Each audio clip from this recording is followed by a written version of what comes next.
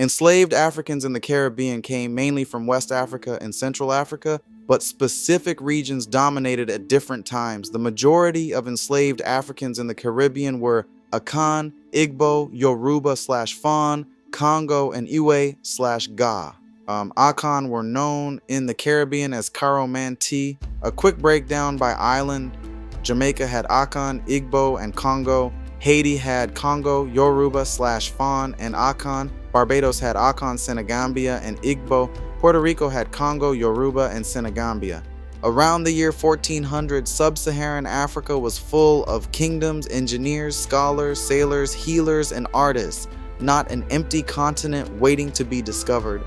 Africa was innovating in ironworking, mathematics, writing and record-keeping, medicine, architecture, navigation, and trade networks stretching across deserts, rivers, and oceans. African kingdoms were masters of iron. The Nok were forging metal since 1000 BC, long before many kingdoms elsewhere rose and fell. The Haya created carbon steel in the 1300s, and Akan metal workers ran furnaces that would impress even the fire spirits. By the time Europe learned to heat iron properly, West Africans were already wondering why everyone else's tools bent so easily. West Africa contains 300 to 500 distinct languages with their own grammar, vocabulary, and history, not just local accents, but within each major language, there are also many dialects. People often spoke 2 to 4 languages each, so no pressure to merge them. West Africans commonly spoke their home language, a trade language, some neighbors' languages. Multilingualism was normal, especially among traders, warriors, sailors, and hunters. Drumming, song patterns, and body gestures helped communication even across language differences. People often ask, did Africans write? Yes, many did. In the 1400s, most Europeans were illiterate and literacy was limited to elites, much like in sub-Saharan Africa.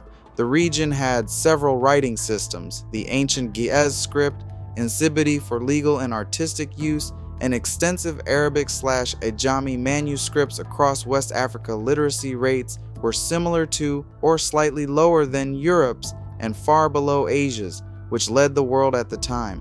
Even groups without alphabets kept structured records, such as the Adinkra symbols of the Akan, and preserved history through griots, masters of oral tradition. And griots? They were walking encyclopedias, human cloud storage with rhythm. West Africa's oral tradition is preserved by griots, historians, storytellers, poets, musicians, and custodians of family, clan, and national memory. They didn't just memorize, they encoded history in rhythm and music, tapping into the strongest memory system humans have. They trained a part of the brain humans rarely develop fully. Music plus rhythm plus story equals the most powerful memory system. That's why we remember songs better than passwords, and why griots could hold centuries of history in their minds. Among the Akan, this wasn't a lack of writing, it was a preference for living memory over frozen texts. A griot's memory can endure for generations. Paper lasts only until someone spills water on it. And then there was Timbuktu, Africa's superstar university city.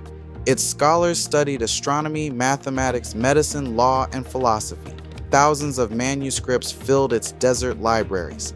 Timbuktu was so academically elite that even the camels acted like grad students, slow, tired, and carrying way too many books. In the south, Great Zimbabwe rose with walls of perfectly fitted stone. In the west, the Kingdom of Benin built vast earthworks stretching farther than the eye could see.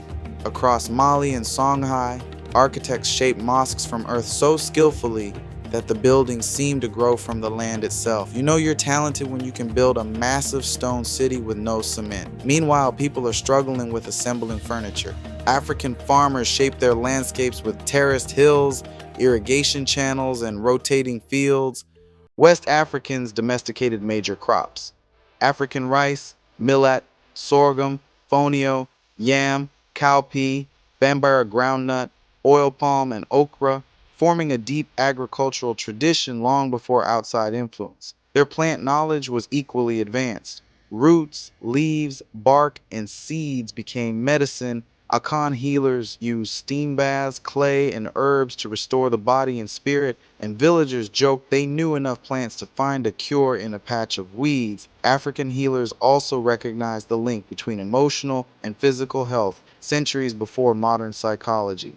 They treated stress, trauma, and conflict through forgiveness, confession, and reconciliation, understanding that the heart shapes the body. Their guiding principle was simple: the body cannot be well if the spirit is unwell. Africans traveled by river, sea, and camel caravan. The Niger, Congo, and Zambezi carried massive canoes, some over 30 meters long, 100 feet long. Swahili dhows crossed the Indian Ocean to Arabia, India, and even China. And Timbuktu linked West Africa to the Mediterranean through Sahara trade routes. African boats built for speed.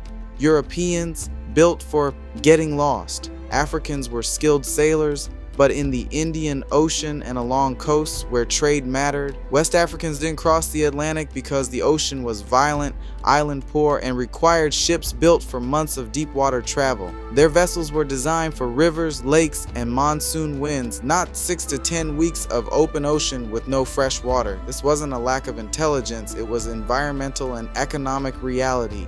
Europe crossed the Atlantic out of desperation.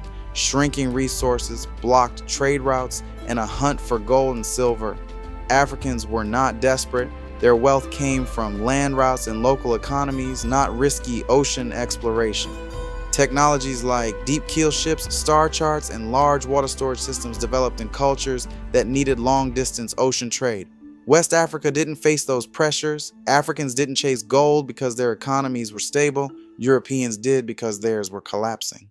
Mathematics guided trade and craftsmanship.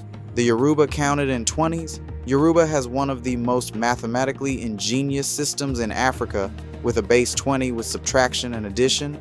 Ethiopians used their own notation, and Akan traders used gold weights, tiny sculptures that represented precise values. Merchants knew their weights so well that if one piece was missing, they could describe it from memory and argue about it for an hour. Art was a calling. Bronze casters in Benin, kente weavers in Ghana, sculptors and bead makers across the continent, every piece carried meaning, history, and spirit. Weavers joked that a cloth without meaning was simply a blanket, and blankets had no interest in being worn to ceremonies. The kingdoms of Mali, Benin, Congo, and others governed through councils, taxes, diplomacy, and law. Messages traveled by horse, runner, or talking drum, a communication system faster than many thought possible. The drum messages were functionally similar to Morse code. Both transmitted information across distance using sound, but linguistically and culturally, the talking drum was far more complex. It reproduced language, not letters, carried emotion and tone, and worked as a living extension of the human voice. Some said the drums carried news so quickly that even the wind had trouble keeping up. Sub-Saharan African women were central to daily life. They farmed, ran markets, healed, made crafts, and held political roles, especially in matrilineal societies where queen mothers chose king's men, handled most warfare and heavy labor. But many duties were shared. Cooking, women cooked most everyday meals, men cooked during travel, war, hunting, or rituals.